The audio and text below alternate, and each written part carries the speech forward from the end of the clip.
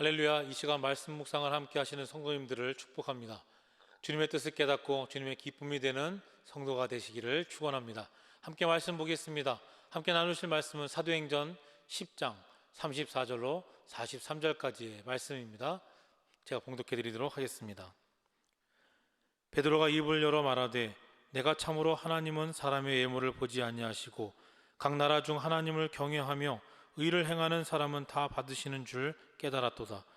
만유의 주 되신 예수 그리스도로 말미암아 화평의 복음을 전하사 이스라엘 자손들에게 보내신 말씀 곧 요한이 그 세례를 반포한 후에 갈릴리에서 시작하여 온 유대에 두루 전파된 그것을 너희도 알거니와 하나님이 나사렛 예수에게 성령과 능력을 기름 붓듯 하셨음에 그가 두루 다니시며 선한 일을 행하시고 마귀에게 눌린 모든 사람을 고치셨으니 이는 하나님이 함께 하셨음이라. 우리는 유대인의 땅과 예루살렘에서 그가 행하신 모든 일의 증인이라. 그를 그들이 나무에 달아 죽였으나 하나님이 사흘 만에 다시 살리사 나타내시되 모든 백성에게 하신 것이 아니요 오직 미리 택하신 증인 곧 죽은 자 가운데서 부활하신 후 그를 모시고 음식을 먹은 우리에게 하신 것이라. 우리에게 명하사 백성에게 전도하되 하나님이 살아있는 자와 죽은 자의 재판장으로 정하신 자가 곧 이 사람인 것을 증언하게 하셨고 그에 대하여 모든 선지자도 증언하되 그를 믿는 사람들이다 그의 이름을 힘입어 죄 사함을 받는다 하였느니라. 아멘. 오늘은 모든 사람을 위한 구원이라는 제목의 말씀을 함께 나누도록 하겠습니다. 초대교회 때 하나님과 예수 그리스도의 뜻은 온 세상 모든 사람들을 구원하시는 것인데 이스라엘 사람들은 하나님이 자기들만 사랑하고 이방인들을 사랑하지 않으신다라고 그렇게 생각을 하고 있었습니다. 심지어 예수님을 믿고 구원을 받은 유대인 성도들 중 지도자인 이 베드로까지도 그런 생각을 버리지 못했다라고 하는 겁니다. 자, 사도행전 10장에는 바울과 고넬료의 이야기가 기록되어 있습니다. 하나님은 베드로의 이 잘못된 생각을 환상을 통하여서 고쳐주시고 이방인인 고넬료와 또 그의 가정 그리고 그 친구들까지 구원받게 해주시는 그런 말씀이 나옵니다. 이방인인 고넬료와 또 그와 함께한 사람들이 구원을 받은 이 사건은 하나님은 유대인들만 사랑하신다라고 잘못 생각하고 있던 이스라엘 사회에서 당시로서는 굉장히 획기적인 그런 사건이다라고 할 수 있는 겁니다. 오늘은 이 이방인인 고넬료와 그의 주변 사람들이 어떻게 해서 구원을 받게 되었는지 함께 말씀을 나누고자 합니다. 자, 첫 번째로 은혜를 사모하는 열심이 있었기 때문이다라고 하는 겁니다. 고넬료는 하나님의 은혜를 사모하는 열심을 가지고 있었습니다. 베드로가 고넬료의 집에 도착하니 고넬료가 그 가족은 물론이고 친척들과 가까운 친구들까지 다 모이게 하고선 그렇게 기다리고 있었습니다. 고넬료가 베드로를 청하라는 그런 환상을 본 것이 4일 전인데 고넬료는 즉시 사람을 보냈고 그때부터 가족과 친척은 물론이고 가까운 그런 친구들에게까지 다 이야기를 해서 모이도록 권면을 했다고 하는 겁니다. 그리고는 많은 사람들이 모여서 베드로가 오기를 기다리고 있었던 겁니다. 본문 말씀을 보면 베드로가 오기로 한 날이나 어떤 시간을 약속하고 있는 것이 아닙니다. 그러므로 오늘 올지 아니면 내일 올지 모르는 것이죠. 그런데 베드로를 맞이하기 위해서 미리 멀리 가는 일을 다 취소하고 가까운 곳에 있었다라고 하는 거죠.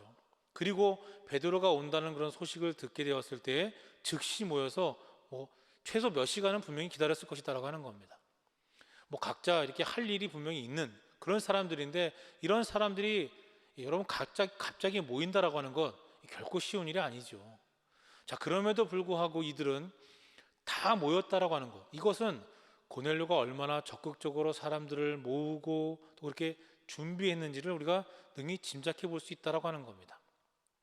그만큼 고넬료는 자신과 자기의 가족 또 그렇게 이웃이 구원받기를 사모했다라고 하는 것을 우리가 알 수 있는 겁니다.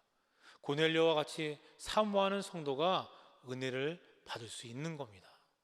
성도 여러분, 고넬료와 같이 하나님의 은혜를 사모하는 성도들이 되시기를 간절히 바랍니다.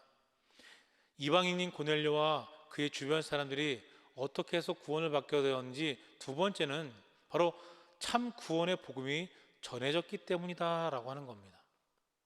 본문 34절과 35절을 보니 고넬료의 집에 들어가서 자기를 청하게 된 그 동안의 그런 과정을 고넬료를 통하여 자세히 들은 이 베드로는요, 이 모든 것이 하나님의 섭리에 의해서 이루어진 것이다라고 하는 것을 알게 되는 겁니다. 또한 하나님께서 유대인들뿐만이 아니라 하나님을 경외하는 하나님의 은혜를 사모하는 모든 사람들을 받아주신다라고 하는 이 사실을 깨달았다라고 하는 것을 고백하고 있는 겁니다. 베드로는 내가 참으로 하나님은 사람의 외모를 보지 아니하시고 각 나라 중 하나님을 경외하며 의를 행하는 사람은 다 받으시는 줄을 깨달았다라고 이렇게 말씀을 하고 있죠. 여러분, 하나님께서 사람의 외모를 보지 않고 중심을 보신다라고 하는 얘기는 베드로가 처음 한 얘기가 아닙니다. 이미 오래전에 성경에서 하고 있는 그런 말씀이죠. 자, 그러므로 베드로도 이론적으로는 하나님께서 사람의 외모를 보지 않고 중심을 보신다라고 하는 것을 처음 들은 것이 아니라, 처음 말한 것이 아니라 이미 알고 있었고 인정하고 있었다라고 하는 겁니다. 그러나 이론적으로 막연히 알고 있는 것과 체험적으로 아는 것은 다른 겁니다. 오늘 베드로는 자신을 고넬료의 가정까지 인도하신 그런 하나님의 섭리를 통하여서 과연 하나님께서는 사람을 외모로 평가하지 않으시는 그런 분이신 것을 여러분 가슴 깊이 새겨질 만큼 그렇게 체험하게 된 겁니다. 베드로는 곧 구세주이신 예수님을 모인 그런 사람들에게 전하고 있습니다. 베드로가 예수 그리스도를 전할 때에 성령의 말씀을 듣는 모든 사람에게 내려오셔서 모인 사람들이 성령의 충만함을 받게 되었습니다. 말씀을 듣는 그들에게 성령이 임하셨다라고 하는 것은 하나님이 그들을 받으시고 또 구원하셨다라고 하는 그런 사실을 의미하는 것이죠. 자, 그런데 아무리 고넬료가 은혜를 사모하는 열심이 있다라고 해도요, 여러분 베드로를 통하여서 예수 그리스도를 믿음으로 구원을 얻는다라고 하는 이 복음을 듣지 못했다라고 한다면 여러분 구원을 받을 수 없는 것이죠. 오늘날 많은 사람들이 기복주의적인 신앙에 빠져 있다라고 그렇게 이야기를 합니다.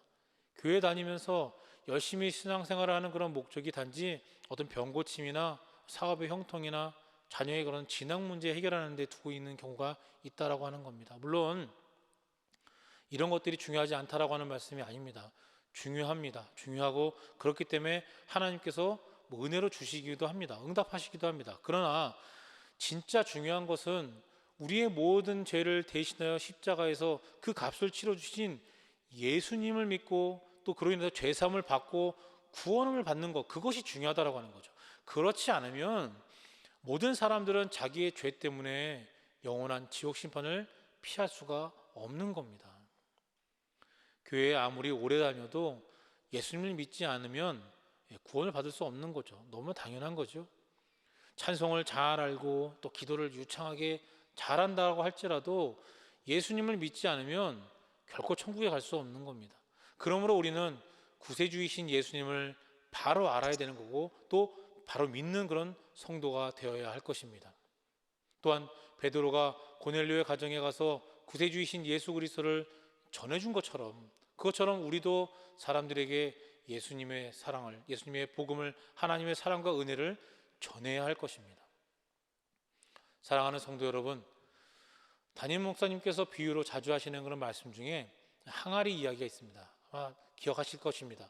장대비가 하루 종일 내려도 이 항아리에 뚜껑을 덮어 놓으면 그 독에 물이 하나도 채워지지 않는다라고 하는 이야기 아마 기억하실 겁니다. 아무리 교회를 오래 다녀도 구세주이신 예수님을 믿어야만 여러분 구원을 받을 수 있는 겁니다. 그러나 아무리 생명의 말씀이 전해질지라도 듣는 자의 마음이 열리지 않으면 구원과 은혜를 받을 수 없는 거지요. 하나님을 향하여 마음의 뚜껑을, 마음의 문을 여시기 바랍니다.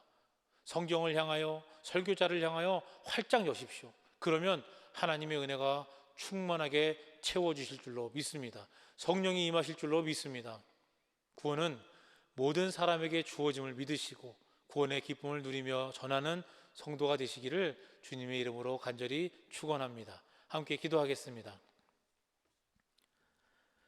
사랑과 은혜가 충만하신 하나님 감사를 드립니다. 세상 모든 민족이 구원을 얻기까지 쉬지 않으시는 주님을 찬양합니다. 독생자를 내어주시기까지 우리를 사랑하시는 주님께 감사와 영광을 올려드립니다. 주님은 모든 사람을 구원하시고자 하시는데 우리는 나의 기준과 우리의 편의대로 사람을 평가하고 이웃을 사랑하지 못했음을 고백합니다. 용서하여 주시고 주님의 마음을 품게 하시어 모든 일을 사랑하고 품을 수 있도록 도와주시옵소서. 영혼을 사랑하는 마음을 주셔서 복음을 전하며 살게 하여 주시옵소서. 우리들에게 은혜를 사모하는 열심을 허락하시고 구원의 확신을 가지고 성령의 임재를 경험하며 살게 도와주시옵소서. 또한 구원받은 감격을 가지고 나아가 전하는 자들이 되게 하셔서 전도자의 사명을 감당케 하여 주시옵소서. 오늘 우리가 만나는 모든 이들에게 주님의 사랑과 은혜를 전하는 복된 입술들이 되게 축복하여 주시옵소서. 이 모든 말씀 거룩하신 예수 그리스도의 이름으로 기도하옵나이다. 아멘.